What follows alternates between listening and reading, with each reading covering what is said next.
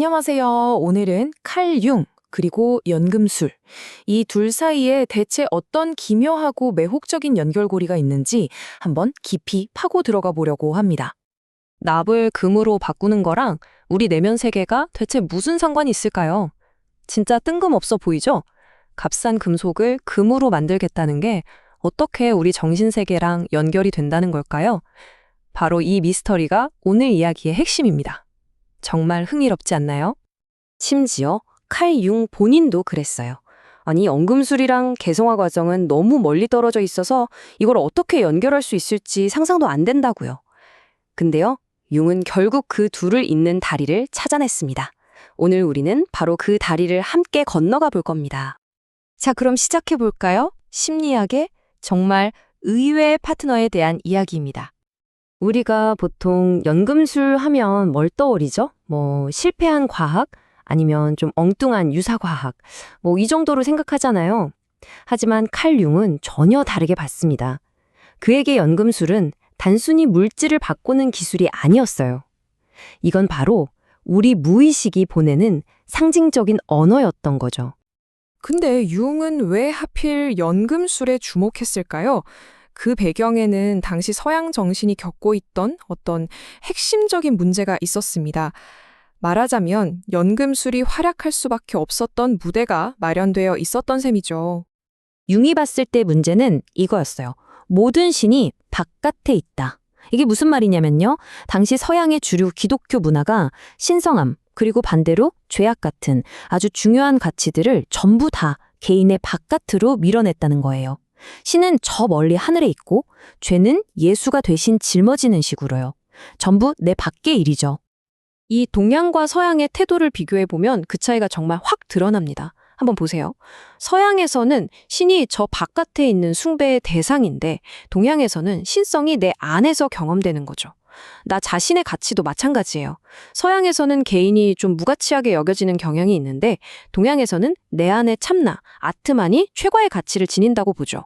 그리고 영혼에 대한 관점, 이게 진짜 중요한데 서양에서는 영혼을 그냥 심리적인 현상 정도로 축소해버리지만 동양에서는 가장 높은 것과 가장 낮은 것, 그러니까 선과 악, 신성과 동물성, 이 모든 걸 담는 거대한 그릇으로 봅니다.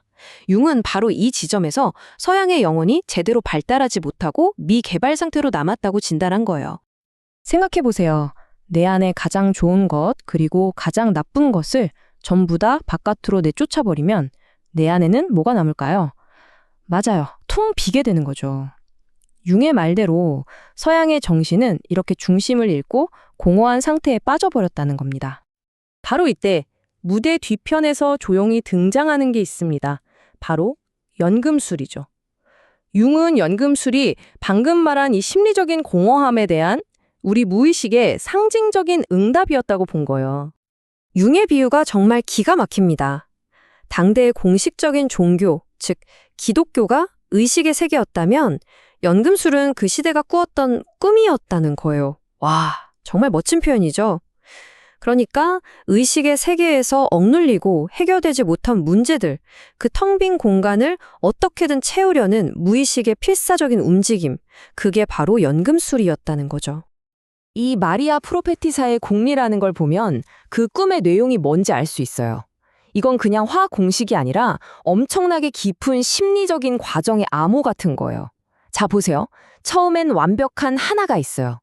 근데 이게 빛과 어둠, 남성과 여성처럼 서로 반대되는 둘로 갈라집니다. 그리고 이 둘이 만나서 셋을 만들어요. 기독교의 삼위일체처럼요. 근데 연금술은 여기서 멈추지 않아요.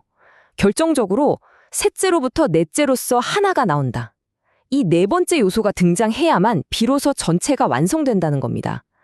그럼 이 넷이 왜 그렇게 중요할까요? 융이 보기엔 기독교의 삼위일체, 즉 셋은 뭔가 중요한 걸 빠뜨렸어요. 연금술은 바로 그 잃어버린 네 번째 조각을 찾아 헤매는 무의식의 여정이었던 거죠. 자, 숫자 3과 4의 이야기. 이게 핵심입니다. 기독교의 삼위일체, 즉 3은요, 굉장히 남성적이고 순수하고 영적인 이상을 상징해요.